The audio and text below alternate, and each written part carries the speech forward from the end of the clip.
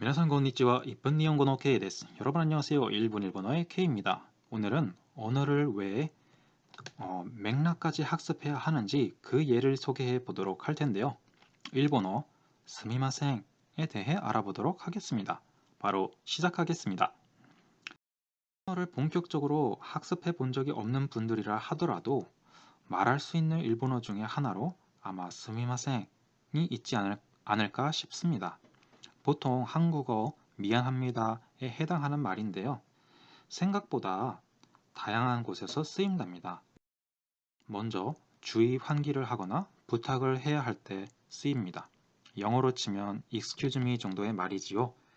그림에서처럼 길을 물어볼 때 혹은 식당에서 주문할 때 또는 만원전철에서 사람들 틈을 비집고 나갈 때도 스미마생이라고 씁니다.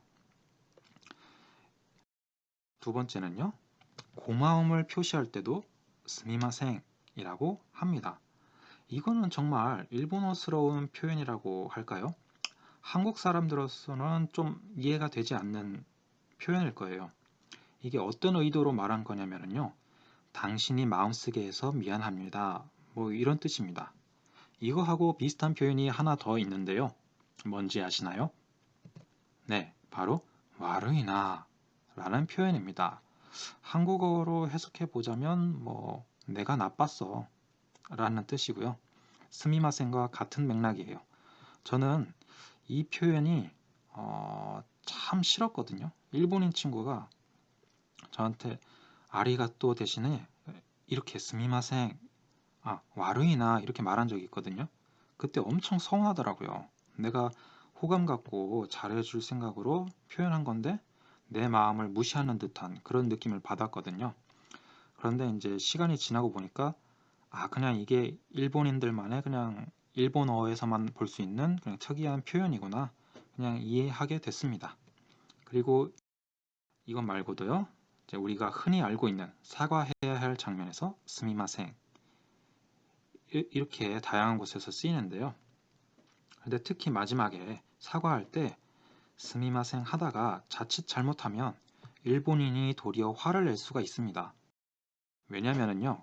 한국어의 미안하다는 표현에 비해서 이 스미마생은 엄청나게 가벼운 표현입니다. 정말로 형식적인 표현이기 때문에 말뿐인 사과라는 느낌을 주거든요. 그래서 정말 미안한 마음이 들 때는 다른 표현을 써야 합니다. 그 중에 하나는 고멘나사이, 그 다음에 더 정중하게 말할 때는요. 모시와케 아리마생 이라고 해야 합니다. 이렇게 세 가지 표현을 다 익혀도 좋지만 일상생활에서는요. 이 마지막 모시와케 아리마생을 쓸 일이 그렇게 많지가 않아요. 그래서 여러분들께서는 스미마생 하고 고멘나사이 차이점 정도만 확실히 아셔도 좋을 것 같습니다. 그리고 스미마생 말고도 우리가 잘 아는 일본어가 있죠. 바로 아리가또, 고맙습니다입니다. 반말로는 아리가또, 정중하게는 아리가또 고자이마스 이렇게 하잖아요. 그런데 이것도 진심으로 고마워할 때는 또 다른 식으로 표현해야 됩니다. 그럴 때는 어떻게 말해야 할까요? 네, 과거형으로 아리가또 고자이마시타 라고 해야 합니다.